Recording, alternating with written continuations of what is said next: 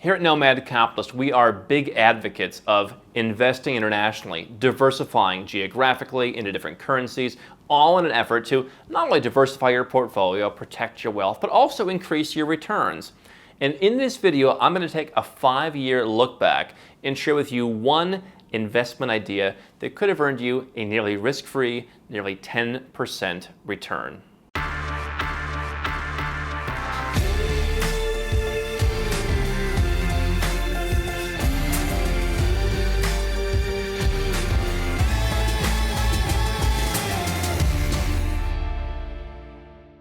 Hey guys, I'm Andrew Henderson, and if you'd like to learn how my team and I can personally help you legally reduce your tax, get a second passport, and find new opportunities around the world, we call it Go Where You're Treated Best. You can learn more at nomadcapitalist.com how we can help you. Let's talk about a particular opportunity that I find very interesting. Now, before I get into the details, let me be very clear. Past performance, not necessarily indicative of future results. I'm not advocating you make a particular investment here. I'm sharing food for thought. And of course, nothing that you do is going to be risk-free. So let me make that all very clear. But my perception of risk is different than most people's in that, for example, you looked at how many banks have failed in my native country, the United States, in the last decade. It's a lot. If you look at how many banks have failed in countries around the world, I don't think that there's been as many bank failures in every other country on earth combined as there have been in the US in the last decade. And so, okay, we know your bank is better than that.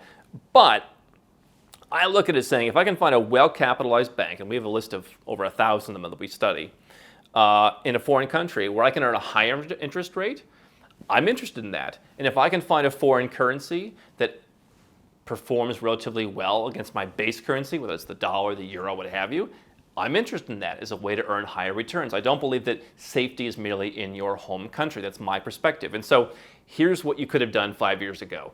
You could have bought Armenian dram. Let me pull up the chart of 5 years ago, the last 5-year performance for the Armenian dram. It's the currency of course, Armenia. If you had US dollars 5 years ago, you could have gone to Armenia.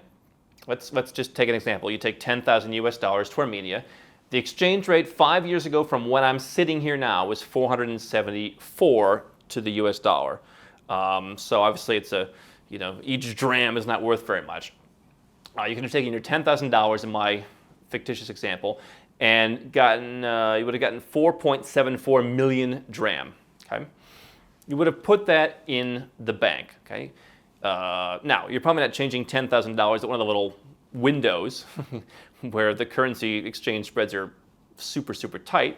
So you would have paid a small fee to turn your dollars into dram. You go and put them in the bank in a term deposit. You have, large banks that are Armenian banks. You have a number of foreign banks. There's a French bank. There's a bank that has, I believe, some Swiss ownership. So there's different banks. HSBC is there, God help you. But certainly there's plenty of stable banks. Put the money in the bank. Would have earned 9, 9.5%, 10% a year, depending on the bank that you chose. If you optimized it, you could have earned up to about 10%. And then you could have renewed that term deposit every year or every 2 years. And here we are 5 years later, you come to say, all right, I don't want my drams anymore. I want my US dollars back. What's the situation? Well, if you look at a lot of the neighbors, look at a lot of the countries in the CIS countries, former USSR countries, emerging currencies in that region, many of them have not done that well. So we go to pull out our dram today. Let's pull up the chart. Today's rate, while I'm sitting here, about 479. So you bought at 474, you sold at 479. You had a loss of 5 drams to the dollar, less than a 1% spread. And so if you want to count in some currency exchange on both sides for any kind of large amount of money that you can't just exchange at a window, let's call it 2% round trip.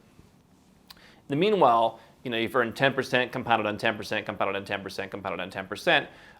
Again, if you found the best return in the best tenor. And so, you've effectively gone from $10,000 to a little more $15,000 if you played all of your cards right. And you've essentially, holding US dollars. Now, let's pull up the volatility. In that time, you think, it must have been very volatile. This is certainly an issue with currencies because, as we know, there was no one magical there telling you, oh, well, after 5 years, that'll be the time to take it out. Obviously, a lot of investors, they tend to buy high when there's euphoria, and then they sell low when people are panicking. The volatility in the last 5 years, from 470, so it got a little stronger against the dollar, just barely, up to about 496. Okay, so it never really cracked that 500 mark that we can see in the last 5 years, ultimately settling on about 479. So, not a ton of volatility. I mean, what is that? It's still in the single digits. By comparison, in Georgia, I've been a big advocate of Georgia. I do have long positions in the Georgian lari. Their currency, like right at two to the dollar, 2 to 1. So every lari back 5 years ago was worth about 50 US cents. It peaked at about 2.97, and now it's come down to the 2.85 kind of range. So you've lost a good deal of value there. You would have had similar interest rates. I was buying in everywhere from about 2.5 down to 2.96, and so still feel good about that one. But big volatility issue. Plus, I have exposure to Georgia. I spend time in Georgia, so I'm more interested in holding lari. For someone who's just doing a remote term deposit in a foreign currency, not a bad play. Now, the rub here is that Armenian banks also have higher rates on U.S. dollars, so it's not a matter of the U.S. dollar yielding zero. You could have simply held U.S. dollars there. You're looking at about 4.5% over that time. So you've got about 5-6% delta on holding the dram versus holding the dollar, which you well outperformed in that time. And so with right now I'm looking at 9.5% one-year rates. I'm looking at 10.5% two-year rates on the dram. People say, oh, what about inflation? According to the central bank, 1% inflation reported in 2009, actually about 1.7% actually, which is a lower number than it normally is, but it was around 2-3% in recent years. So not a huge issue there. So again, I'm not telling you that's going to happen for the next 5 years, the next 1 year, the next whatever.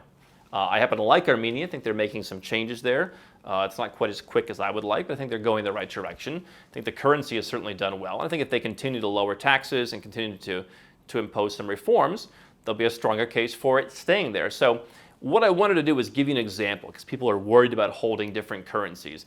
Maybe if you're in dollars, you'd feel comfortable holding euros. Your euros would have performed a lot more poorly in the last couple of years, particularly recently, than the dram would. And so again, not telling you to go out and buy dram, giving you food for thought that here's one example of a currency that has held up relatively well against what's considered a very strong base currency in the last 5 years. Plenty of good banks in Armenia that you can deposit in, good interest rates in, and I think it's definitely a place that is worth a look, definitely an illustration that is food for thought. How can Nomad Capitalist help you? 4 ways. Number 1, subscribe to our channel and click the notification bell to make sure you get our new video every day.